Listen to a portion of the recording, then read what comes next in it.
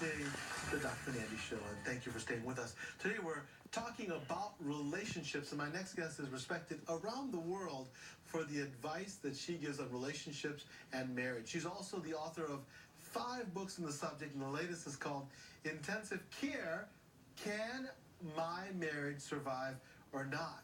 So please welcome the renowned therapist, Dr. Kim Logan. Thank you so much. Thank you so much for having Dr. Kim, me. right? Yes, it.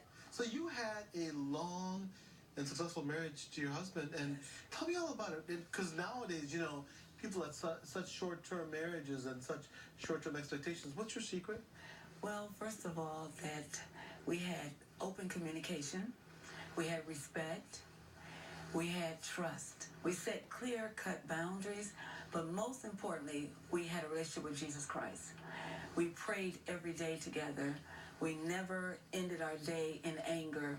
We always allowed the Holy Spirit to bless our relationship. And then in turn, we gave that to other couples. Very good. And you said something about trust, didn't you? Yes. And that trust is so important. And in this day and age, it doesn't seem like anybody trusts anybody at all. What advice do you have for young couples who are watching right now and saying, listen, we love to trust, but you know, there's all this mistrust, and we don't know what's going on with people nowadays. What advice would you give them? I would give them the advice: pace yourself. Okay. Get to know that individual carefully. Don't be in a rush to get involved with them emotionally or sexually. Pull back, understand who that person is, their personality types. If they have an A, B, C, or D personality, do you know who you're really dating and getting involved with? But trust is something that is crucial, and you need to be transparent. You need to be open. But I can't be transparent if I'm distracted by other individuals or relationships. Right. And I have to be honest and open with you so that I can build that trust. Because without trust, do we have a relationship? No. Can we build a marriage? No, we can't. Yeah, and it's important you said something. You said, you know, don't engage emotionally or sexually. And often we confuse the two. We think that the moment you're jumping in bed with someone that you're emotionally connected. Yes. Or vice versa. And it's really not, is it? And then the other important thing you talked about, and I'd like to ask you, is that the categories. You said is a type A, B, C, D. Tell me about that. I'd like to hear about that. Well, type A type personality, I take charge, get involved, and I can tell.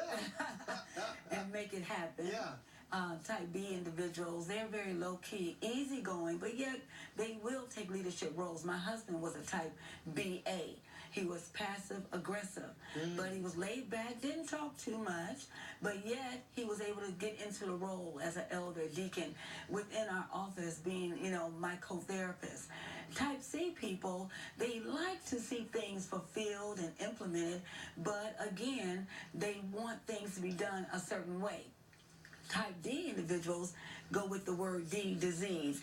They are individuals who are depressed, anxiety, worry. How do I get this done? They want to be successful, but fear stands in their way. So you've got to be sure when you are dating someone that you do a little research, and this is why I recommend at least 6 months to 3 years of premarital counseling.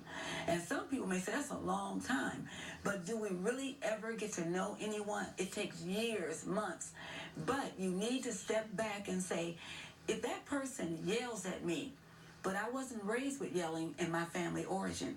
You have to really know each other's family origin, and that comes out in premarital counseling. And people will say to you, though, you know, they'll say, well, you know, I think living together, you know, without getting married is the way to go. What do you tell people that? Because they're saying, well, I'm right there.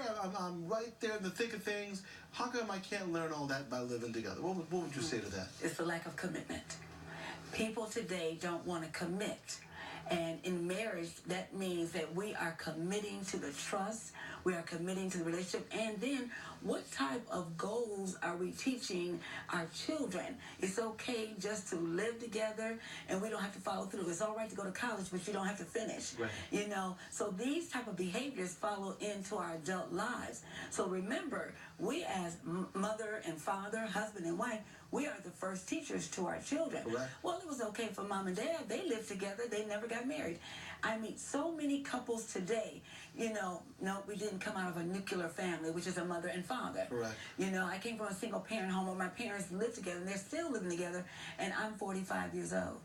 They have never married, but this is all I know. So now I'm repeating that same behavior. That same cycle is being repeated. And I think that also, if you're not ready to get married, just don't get married. Don't make a choice saying, well, I'm going to live together just so I have an out. That's If right. you think you have an out, you're just not ready for marriage, That's are you? correct. And I think that's people don't see enough. What would you recommend, when someone wants to introduce their children into a new relationship? Because that's America today. I mean, that's a question a lot of people have to ask. Because we're seeing a lot of divorces, and we're seeing a lot of. So what I do in my children therapy, play therapy, we do what is called interactive role therapy, and they take over the roles of the mommy and daddies. Ah. Yes, they switch roles. Nice. And so what they do is they talk about what's going on in the household. Well, you know what? We just don't get along anymore. I think it's time that we just leave. Well, really? You want to do it like that? And so the parents begin to see themselves through their children's interaction and engaging. That's how they've been seeing us all these years. So the first thing they say, do you really think I really want to meet someone else right now? And the first thing you need to do is talk to your children.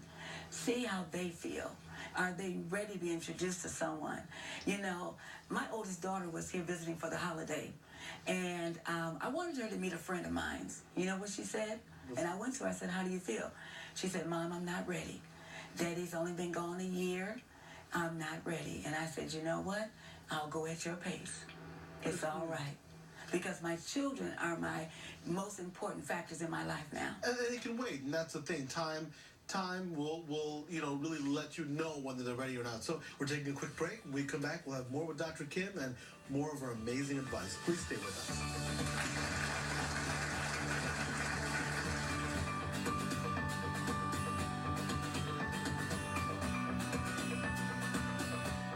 We should not be sleeping in separate bedrooms. We should not be walking past each other like glorified roommates.